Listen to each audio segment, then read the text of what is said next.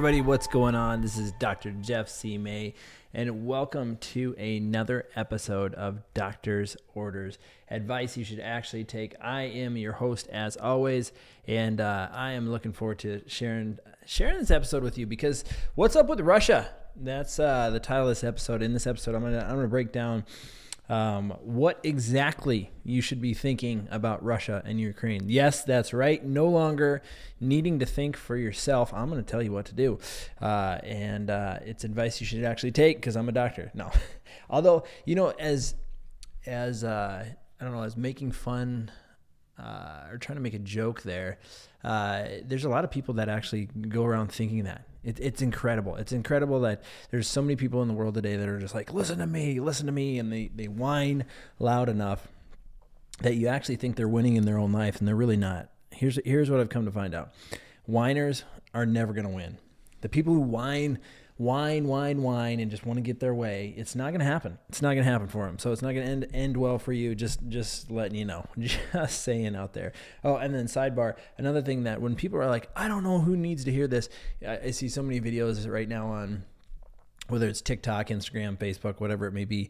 They're like, I don't know who needs to hear this. Yeah, you know exactly who needs to hear this. But I digress. So as we get back into it, you guys, thank you for listening. As always, it means a ton. And thank you for the comments and the emails that we get through the show, through our Facebook pages, all those fun things. And I want to encourage you that it's going to be a good day.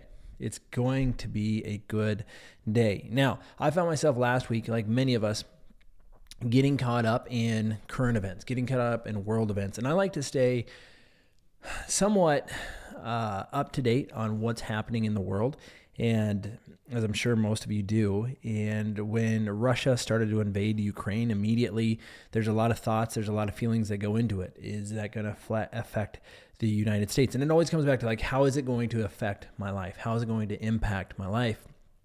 And depending on, which news outlet or whatever you're watching, it can paint a few different stories, And so anyway, as I'm sitting back looking through all of it, I have found a very, very powerful strategy in my life, and one that I want to actually provide to you today, something to get out of this in terms of value. But when the narrative is running loud in the media, when the narrative is saying, okay, well, Russia is invading Ukraine, Russia are the bad people, Russians are the killers, Putin's evil, all of those things, just for fun in my head, I always like to go to the opposite. Now, over the years, I don't trust the mass media, as most people don't. The mainstream media, all of those outlets, they tend to run narratives. They tend to plant seeds of fear, doubt, and worry. And that's why, like, if an overall news in general is negative, I don't think it's going to be a positive thing in my life. I mean, that's pretty basic. I mean, my kindergartner could probably figure that one out. However, when it comes to that, like saying, well, why is Russia bad for invading Ukraine? Could Ukraine be a corrupt country and all those things? And here's at the end of the day, you know what I've figured out? I don't know jack shit about this scenario in Russia and Ukraine. I could read a few articles. I could do a few things like most people. I could hop on the internet. I could start my Googling fingers, and I could start saying, well, I read 3.5 articles, so now I'm an expert, and now I'm going to go on my social media platform and blare out my opinion. It's pointless. I mean, that is literally the broken pencil of life. It is absolutely pointless. And yet I find myself, I was caught up in that for a moment. And so when we look at these stories and these narratives, the thing that it really drove home for me was that stories and narratives will drive our life. Like, we've got stories in our head about everything. The other day I was talking about how most people have a story about going to the gym. Like, I don't have time to go to the gym. I don't have time to this. I don't have time to spend with my kids. There's a lot of narratives in around time, which I think is total crap, because if you don't have time to go to the gym, then what about getting up half an hour earlier and just doing push-ups for 20 minutes in the morning? Who says you have to go to the gym? That we could break these things down, but I want to stay on topic in terms of when things hit the fan in the world, what's the narrative and what is the point of the narrative serving in my life? Because if I sat there and think like, oh my goodness, we're going to war, this invasion is the worst thing ever, we're going to have to lock down, we're going to have to stock up our freezer, we're going to have to do all these things. Like, is that really necessary? Is that really needed? And I think whether the answer is yes or no, you need to weigh in your life to analyze that, saying what stories are driving my life, what stories are driving my action today. Because at the end of it, there is not a single thing. I can't say anything. I can't reach out to any political leader. I don't have any influence in Russia or Ukraine. I know a few Russians, but I know zero Ukrainians. I don't know. I am massively educated, not only on the scenario, but on the influence. Like, I have nothing I can provide of influence to that space. So with that being said, what the heck am I doing investing my time, energy, and effort and worry and any other emotion into that scenario? It is absolutely pointless. And so the thing of it is that I want to encourage people, and a lot of times patience. When we're face to face with people and we're talking to people in the office, and patients are driving hours away, I'm humbled each week on seeing where people drive from to get care in our office here and get amazing results. I mean, that's why they drive. But the thing of it is that we encourage people, hey, what's the story? What's the narrative in around you and your own health? Because when 70% of people are dying because of lifestyle diseases and literally probably suffering needlessly towards the end of their life, I don't know if you've ever seen or had family members that pass away that were diabetic in their life, but my grandpa, my mom's dad, did. He died with missing toes because they took him off in surgery and healing just didn't happen. Like, his foot wouldn't heal. He was on dialysis. I mean, it was a miserable way to die. And I think about this when I start getting off track on current events or world events or all those things.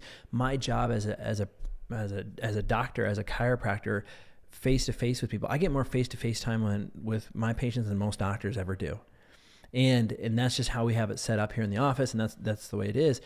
But I don't take that lightly. Like, that stewardship has weight, and it ultimately, is it's almost like a ping pong game. We can try and guide the conversations in around what can you do, because day in, day out, people will come in and they say, well, this is wrong and this is bad and this hurts. And I get it. Nobody likes to experience pain. However, where can we leave the conversation? Where can we lead this to where we actually empower ourselves, where we have influence? Because one of the worst feelings in the world is seeing things going on around you and feeling and knowing in your heart that you have no influence over it. Like, you're helpless. Like, the helpless feeling drives me nuts. Like, any time in my life that I've ever felt helpless, it's absolutely one of my least favorite feelings. Because if I'm gonna lose a battle, or like growing up in high school, I played basketball. I competed in high school rodeo, had some really, really great friends and some great events and some great times, and won some buckles and all the fun stuff that comes with it and the camaraderie. But I had a fighting chance. Like, if you gave me a chance, I was going to take it. Now, I wasn't always the best every day. Like, obviously, in a majority of the time, guess what? The majority of the time I lost, but I had a chance. And the feeling of helplessness takes that away from you. Like, when you get in scenarios where you feel like you just can't do anything, all you're doing is stirring up anxiety and the fears, the doubts, the worries, the criticism, condemnation, comparison, everything in your life that actually will bring you down on a functional level of a lower level of existence. Your digestive tract starts to shut down. Peristalsis slows down, constipation is common, brain fog, like all of these things that you go to your medical doctor and they'll just give you another pill that comes with, however many side effects that it comes with. And the average American being on 12 to 14 different medications, I'm sitting here today at the date of this podcast on 0. So somebody out there is on way more than 12 to balance out my 0. And so when you think about it, at the end of it, this is what I want to drive home and leave you with, is that what can you control today? That's it. What do you have influence over today? Are you married? Do you have children? Those are two of the most important stewardships that God has given you in your life to make sure you're contributing your time there. Because if you're sitting there and you're filling your brain full of fear, doubts, and worries, and then you're coming home to your family who relies on you for interaction, for guidance, for wisdom, and you're crabby and you're cranky because you've been watching the latest reels on TikTok of what's happening in Russia and Ukraine, you've lost, right? You're watching a war, but you're losing a war right in front of you. And that is one of the saddest things that most of us have to realize. Unfortunately, we don't realize it towards the end of our life. And then our hearts are full of regret. And we leave this earth full of regret. And those are the memories we leave behind. So that is what I want to challenge you guys with. What can you control today? What relationships do you need to reinvest into? What time do you need to invest into your family, into yourself? Maybe it's like, hey, it's getting nice here in Minnesota. Let's go for a walk. And you just take yourself for a walk. Those are the things that are going to actually make a difference. And that's how you become a stronger person and inspire your children. And then you become a stronger family. Then you become a stronger neighborhood, a community, a county, a state. That's how it happens, but you cannot lose focus on what you have control and what you don't have control. So maybe that's make a list. What do you have control over today that you want to change and impact, and just start writing? Grab a blank sheet of paper. I don't care if it's a piece of junk mail that you write on the back of, but you start writing. This is your doctor's orders for this episode. Start writing what you have control over in that, where you want to have an impact. And you'll be amazed that when you bring consciousness and focus to those areas, that they actually start changing. And this is seriously things that will impact and change your life. That's how it's done, you guys. And I can't say it any better. So those are going to be your doctor's orders for today. And that's advice you should definitely take.